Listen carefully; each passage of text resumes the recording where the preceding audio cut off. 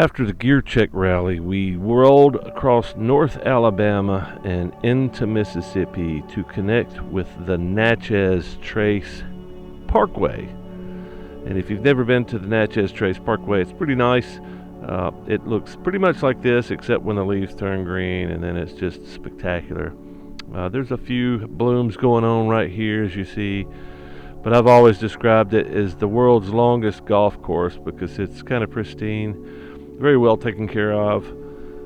And when we came through here the night before this section here, there were deer everywhere. None crossing the road. I guess they were well-trained deer. You know, national parks like to keep their wildlife trained, but it's still pretty spooky coming through 55, 60 miles an hour late at night and seeing 15, 20 headlights from the eyeball reflection off the retina of the deer, very close to the roadway, some of them. But yeah, it's a beautiful, very relaxing time to spend on a road. Not a lot of intersections, which makes it pretty nice. But we stayed at 2 campgrounds on the Natchez, and both were free. And one of them was awful, and the next one was good. For those of you that have been watching my channel for years, you might remember us taking the Mississippi Hill Country Trail back in 2011, I think, 2012. And stopping here because it was 7 fucking degrees while we were riding all day, and our hands were frozen, our feet were frozen. We stopped here to get some hot hands to stuff in our boots and our gloves. It was miserable, but it was also one of those trips that I'll always remember. And that's the trip we met Sam Carrero and interviewed him. And anyway, yeah, good trip. How do you liking the day so far, Bert? Oh, it's going great. Lunch was amazing. Amazing. We got another less than an hour to the next campground. Then we'll probably get a snack for this evening and some beer and water and supplies, and then head out tomorrow morning for the Vagabond. And that's all we got. Now this is the kind of noisy campground that I like. It's very rare, but the noise from this campground, cars coming through, and a freaking woodpecker over here, and a little bit of wind. That's the noise that I like. Great morning. Nice and warm, a little windy. I could go for cooler. Cooler? Okay. Yeah, and less mosquitoes. Well, I think we're gonna burn some coffee this morning and then hit the road. Well, burn some coffee, take a squirt, hit the road. You know, I'm hoping none of my viewers have ever done any stupid shit like this. Put nails in a nice little cedar. This thing should last for a long time unless you poison it with fucking screws. Anyway, Bert's got the initiative to take this stuff out. All I could do was just sit there and cuss and talk about how stupid people were. Stupid people.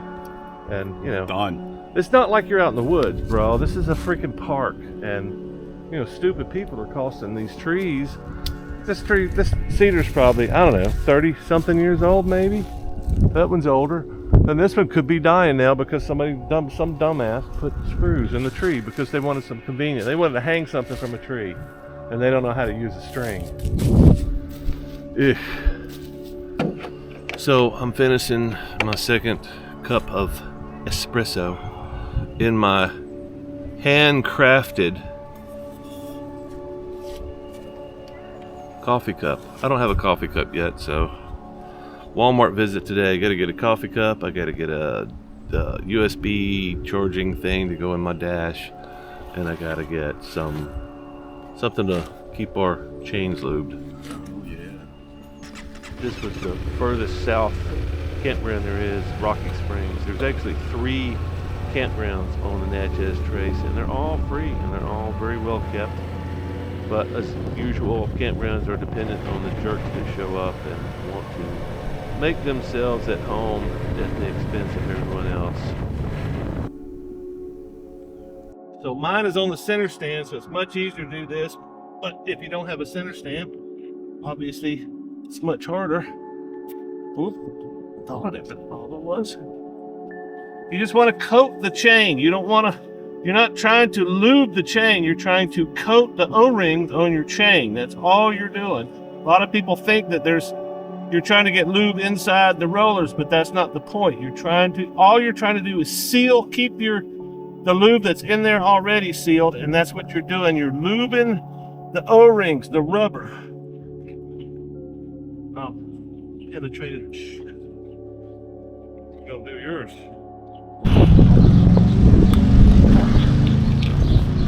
Here, let me grab hold of something. I'll give you your fulcrum here. Okay. All right.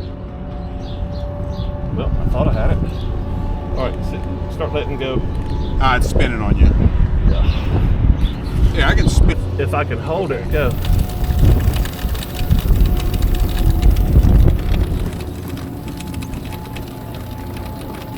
That should be plenty. Here's a little interesting anecdote, a little note from the trip as we're rolling off the Natchez Trace and through the city of Natchez, rolling across the bridge from Mississippi into Louisiana. I usually like to film the nice big epic bridges, but I thought this was kind of odd because after we got off the bridge, we made a couple stops and decided to grab some lunch.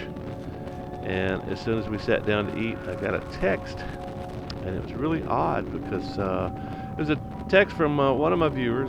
We've been communicating off of YouTube for a while, just long enough for me to know that it's a legit guy, but he sends me this text, and I was like, hey, wow, did you get a picture of us crossing, and how did you see that we were crossing? And then I started to think, wow, that's kind of really odd timing. I don't remember sending him my tracking information, so how is he keeping up with us? But yeah, that's what I asked him, and next thing you know, he shows up walking through the front door. And keep in mind, I'd never met this guy, so I didn't know if he was a contract killer or if he had some beef about some comment he left and I didn't like or whatever. And not just that, Bert was making me even more paranoid and saying, oh, there's a guy just pulled up on a motorcycle. Anyway, he came in and it turned out to be Tomfoolery, Thomas, but I started calling him Tomfoolery because, you know, it's more appropriate. Follow you guys. Huh? Follow.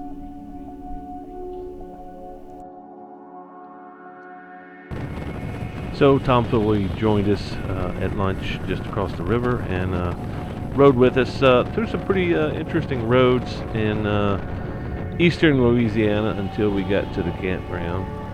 We took the southern entrance into the forest. Yes, maybe 5-6 miles down a dirt road. Not too bad, pretty well kept. Most forest roads are pretty well kept. And this is not really a campground, it's more like a camping area. It's pretty well kept, just grassy. There's no park benches, no picnic tables, but one very well kept vault toilet. And as you will see, there are interesting critters dwelling inside. But yeah, lots of space for tent campers, a handful of trees within distance for hammock campers. Not a lot of great trees for hammock campers, but so typically I think the typical turnout is about 50-50 tent campers versus hammock campers. This time we were overwhelmed by trailers and RVs and people camping out of their vehicles.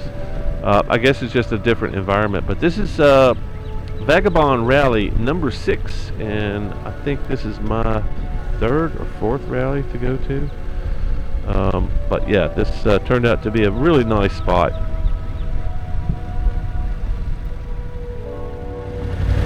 Hello, lovely people.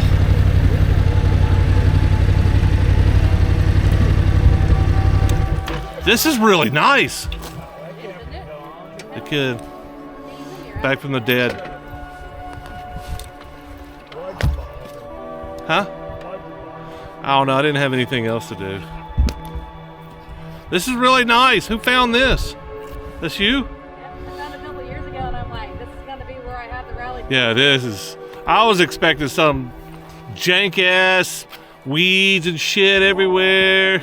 Got a vault toilet? I mean, where's the waterfall?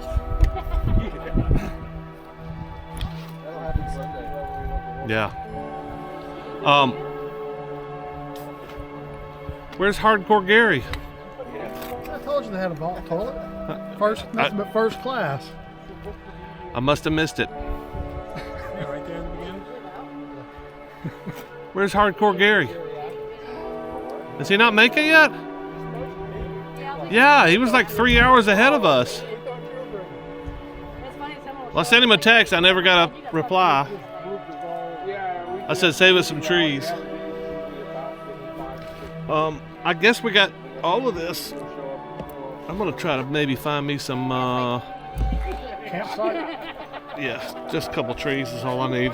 But this is really nice, man. It is. Yeah, I'm gonna go get set up before it gets dark. And then I'm gonna go into town and get me some supplies. Yeah, the one thing this camping area had in great quantity is extended space, and what you're seeing now was the first day of the rally, and I was surprised that there were this many people there the first day. This is on a Wednesday, so, but I found some trees that would work. Original father-in-law is like Brussels sprouts, cabbage, certain vegetables he would not eat because it was big food. He was from like up in northern Indiana, and it was all, that's big food. Humans don't eat that. And even though we had fresh Cajun food every night, some people brought their own fare just in case, which is probably not a bad idea. In this case, it's a bag full of salty sadness. So I'm hanging out with a bunch of motorcycle dudes at the Casachi Campground, and I go to take care of my business this morning, and there's something sloshing around in the vault toilet. And I do my business, stand up, and I hear a snap, snap, and there's a gator in the vault toilet. Better watch your ass. Better watch your ass for sure. Take your nuts off. In order to burn itself. It could have rolled off to the side, perfectly placed, so when it fell, he knew that this one's going to burn first, so this one, because it's thicker. That's not a scorpion. Yes, it is. That's kind of cool. Scorpion? How'd you guys spot that little thing in this dark? It's light. The light. I couldn't have spotted that thing to save my life. I'd like to take him to the woods so he's not hanging out by our firewood. Yeah, there's not any more around, I'm sure. LOL. This is my third one I found tonight. What'd you get this year? Good job. Oh, there he is now. Crawling around. Holy shit. Firewood crawling over. They are like wooden scorpions or something like that. Come on. Get on the stick. Who does not want to get on the stick? Pliers. So it's a chilled Saturday morning, and this is Wednesday, Thursday, Friday, Saturday, the fourth day of the rally. Last day I think is tomorrow. We're probably going to wait out the weather. There's some rain coming in tomorrow and Monday, so we may just wait that out, see how that goes, and then head west into Texas. But it's been very chill. Let's see. We had gumbo last night, delicious. Had red beans and rice the night before. Supposed to have breakfast, but nobody's up cooking, so I just came back and chilled. Already had my coffee. And then today we're gonna have crawfish delivered. I ordered 5 pounds, believe it or not. But yeah, we got tomfoolery over there packing up. He's heading back to Montgomery. He's had enough of this bullshit now. I think he's got to go back to work. Wife, kids, work kind of thing. Everybody else is stirring around. So far it's been a great rally. Really good location, fairly convenient to supplies. The only thing that would make it nicer if there was a creek flowing real close by. I could walk out and get some water and wash up and things like that. But other than that,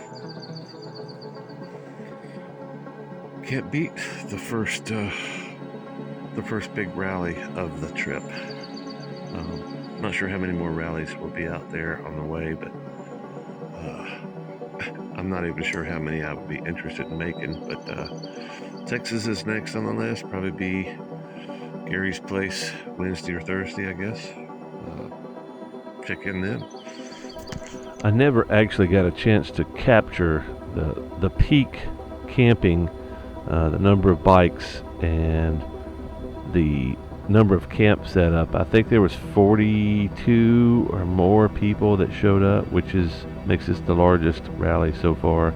I like small rallies. I like to be able to sit around and get to know people and talk about interesting things rather than just watching boobs and getting sloshed and paying somebody $30 for a piece of chicken. And I don't like the big rallies. I don't like the noise. I don't like all that racket. But this is close to the peak of the rally. I think about 10 more people rolled in after this, and the sad thing is this is the best shot I got because this is so close to Fort Polk you could not fly a drone. It was restricted airspace. But we got a couple of group rides in, just basically to town to get supplies and back, and that's Rusty in front. And got to ride with Tom Foolery once and Rusty, and yeah, it was a good time. Not a lot of good riding. There was a group ride, but I chose not to join. A lot of times I'm scared of riding with people I don't know because there's such a wide variety of skill level and attention span and all that. So, well, it's the last official day of the rally. Everybody's rolling out. Had a couple people leave Saturday. Had a few people leave yesterday. Everybody's got commitments. Everybody's got to go to work. Everybody's got to take care of somebody else. Except me and Gary and Bart. And since the rain's coming in today, we're probably going to hang out. Let the rain go through. Although it doesn't look like much rain. I hate riding in the rain. But I may be rolling into town here, throw some stuff on video, maybe upload some stuff, and see where things go there. I'll check in on Bart. Looks like he may be munching some breakfast. Did you find some breakfast? Or did you stir your own?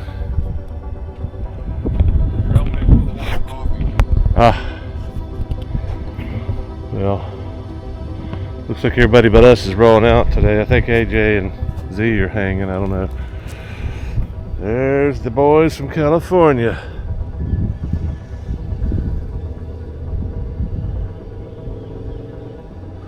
Uncle Jim looks like he's rolling out.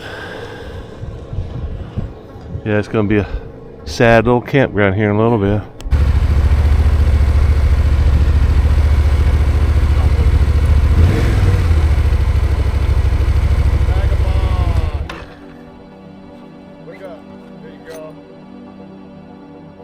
You hanging out another night? Yeah, I'm just taking my time.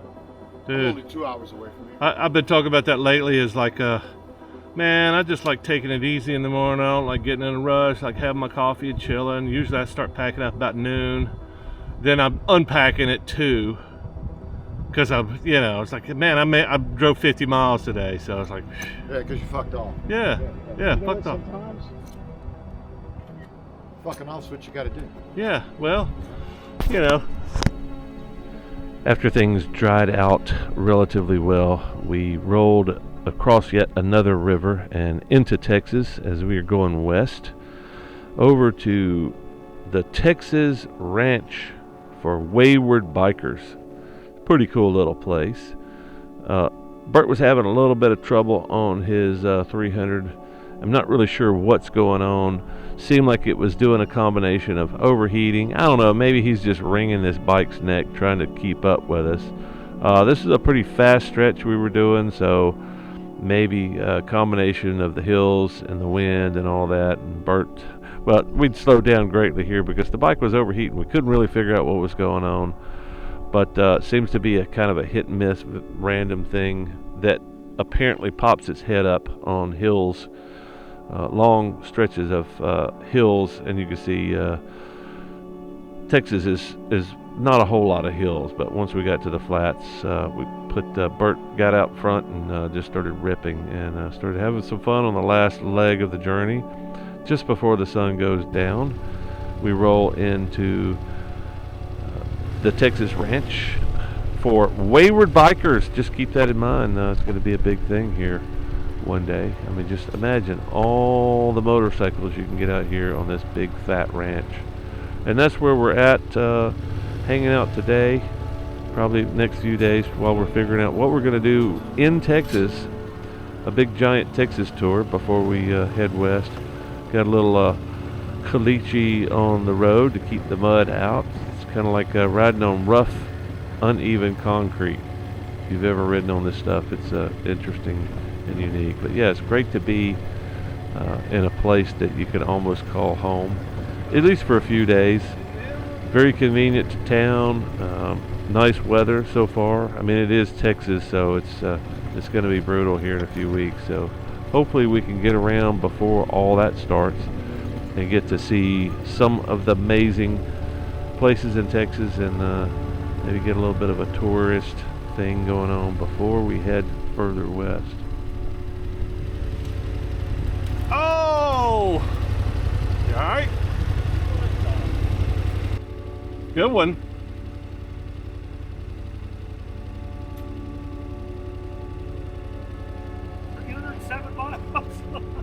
Let's see if he can get it. Let's see if he can do it by himself. Oh, look at that. Look at that. That's what I'm talking about. I guess I should have taken a picture. Gary, were you pointing out here at these trees? That's where I'm going. Got it.